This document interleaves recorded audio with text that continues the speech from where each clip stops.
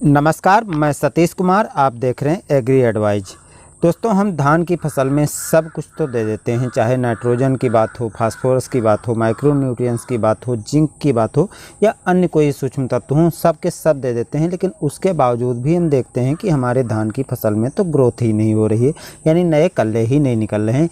तो इसके लिए हम ऐसी कौन सी गलतियाँ कर देते हैं या क्या कमियाँ रह जाती हैं जिसके कारण जो है हमारी धान की फसल में ग्रोथ नहीं होती है, यानी कल्लों का विकास सही ढंग से नहीं होता है। तो चलिए दोस्तों, आज हम इसी पर बात करने वाले हैं कि ऐसे कौन से कारण बनते हैं जिसके कारण हमारी धान की फसल में कल्ले का विकास नहीं होता है।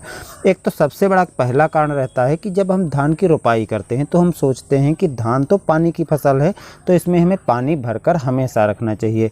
तो रोपाई के बाद हम रेगुलर उसमें पानी भरकर रखते हैं, जिसके कारण पानी लगातार भरे रहने के कारण होता क्या है कि उसमें जो नए कल्लों का फुटाव होता है वो कम होता है या तो होता ही नहीं है। इसलिए जब हम धान की रोपाई कर दें तो रोपाई करने के लगभग 8 से 10 दिन तक आप पानी उसमें खड़ा रख सकते हैं, चाहे 5 सेंटीमीटर भरें या 10 सेंटीमीटर भरें, कोई फ़र्क नहीं है। लेकिन उसके बाद आपको पानी कम कर देना है।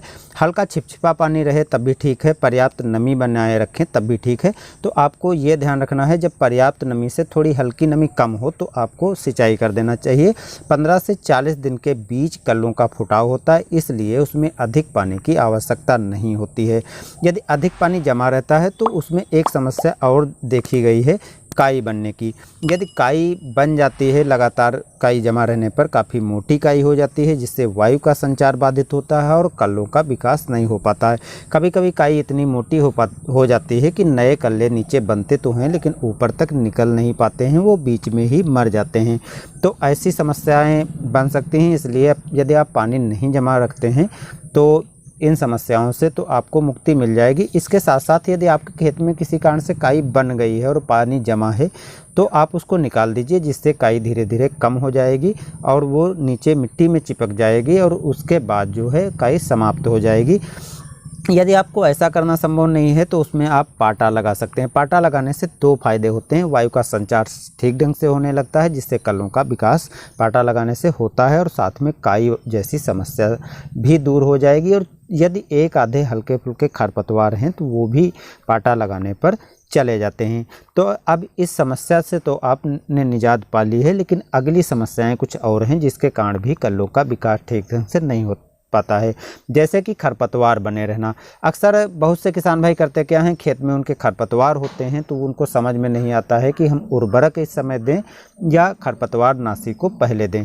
तो दोस्तों, आपको उर्वरक बाद में देना चाहिए, उसके पहले आपको खरपतवार को निकाल देना चाहिए। चाहे आप खरपतवारों को नष्ट कर दें 2,4-D आदि डाल करके या कोई हार्बिसाइड डाल करके, या तो आप निराई गुड़ाई करके उसमें से खरपतवार निकाल दें, उसके बाद ही उर्वरकों का प्रयोग करें। क्योंकि होता क्या है कि जब हम खरपतवार खेत में खड़े रहते हैं उस दौरान उर्वरकों को दे देते हैं और ग्रोथ प्रोमोटर, जिंक आदि को दे देते हैं, तो पौधों को ना मिल करके, यानी जो पोषक तत्व हमारे पौधों के लिए ज़रूरी है, जिनको हमने अपने पौधों को लिए दिया है, वो पौधों को ना मिल करके खरपतवारों को मिल जाते हैं, जिससे खरपतवार तो बड़े हो जाते हैं और तीव्र गति से फैलते हैं, लेकिन पौधे हमारे कमज़ोर रह जाते हैं, उसमें नए कल्ले निकलना बंद हो जाते हैं।